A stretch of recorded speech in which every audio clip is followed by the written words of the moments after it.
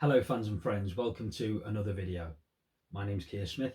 For today's video I'd like to share with you my Midnight's highlights, my top 5 early favourite songs from the superb new album by Taylor Swift.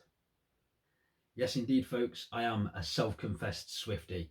I think she's a wonderfully colourful, clever and interesting songwriter with a great sense of melody and thought-provoking lyrics that are often autobiographical from deep-rooted feelings. Personally, I was very excited to learn that this album was coming out, and I certainly wasn't the only one.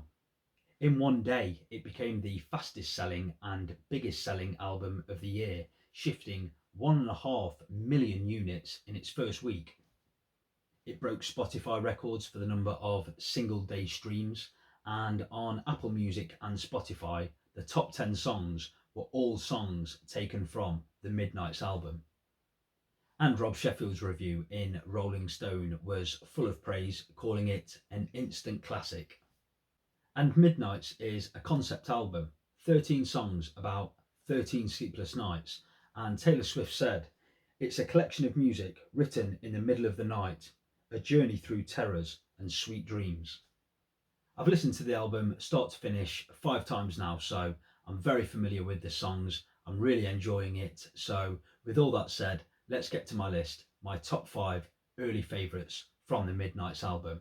And I must stress, these are my early favourites because, as we all know, these things change as time goes by. And to keep this list interesting, we'll take it from number 5 being my least favourite of the early favourites, down to number 1 being my big favourite. At number 5 is Bejeweled, which is a pure pop song with a rumbling undercurrent and plinking, shimmering synth arpeggio patterns that break out into the memorable and very singable chorus, and with some great lyrics too. Familiarity breeds contempt. Don't put me in the basement when I want the penthouse of your heart.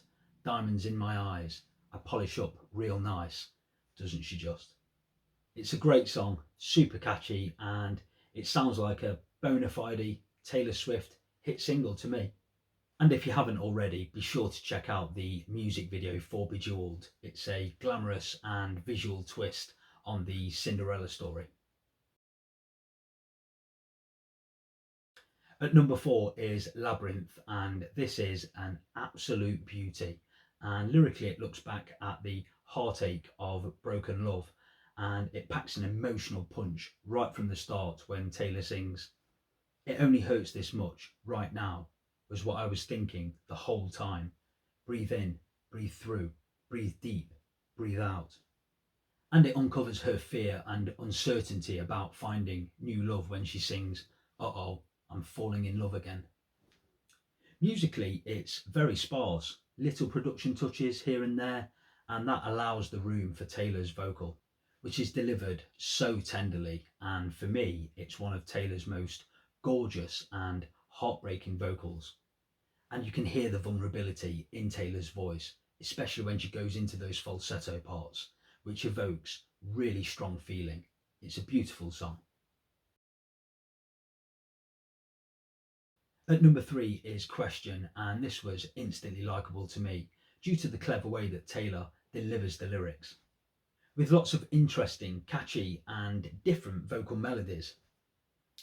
The way she does it, the way that she bends and shapes the vocal delivery, it's her biggest ear-catching musical weapon, no doubt. And musically, the song builds slowly up to the 1 minute 50 mark when that drum machine kicks in, and I love that descending bridge when she sings, "And what's that I heard, that you're still with her? That's nice, I'm sure. That's what's suitable and right. But tonight," and the way that vocal rises back into the super catchy chorus. It's a very complete story song, and it's all told in just over 3.5 minutes. Brilliantly done. Serious ear candy.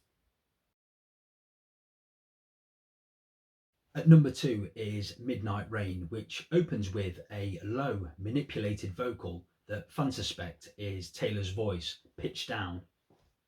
I really like the minimalist production here, but there's subtle melodic touches that delight throughout this song.